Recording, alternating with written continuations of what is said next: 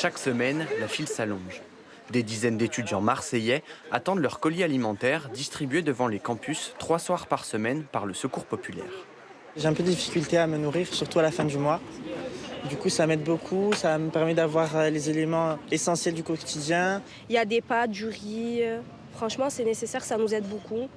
Pour obtenir un colis, une seule condition, avoir moins de 30 ans. Et ils sont de plus en plus nombreux à venir ici. Une tendance qui se ressent aussi dans cette épicerie solidaire du nord de Marseille. Je vois beaucoup d'étudiants, plus que d'habitude.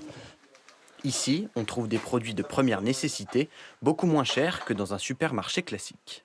Nous les faisons à des prix qui sont très bas, de 1 euro, ça varie de 1 euro à 1,50 €. Donc, pour ceux qui n'ont pas un budget énorme, ils viennent ici et trouvent leur bonheur. Face à cette urgence, le gouvernement a débloqué 10 millions d'euros dédiés à l'aide alimentaire des étudiants.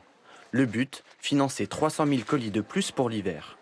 Mais pour Clément, cela ne changera pas grand-chose. Cet étudiant en grande précarité a demandé une aide supplémentaire au Crous. Moi, je me nourrissais en faisant les poubelles. Et on m'a dit, c'est pas si grave.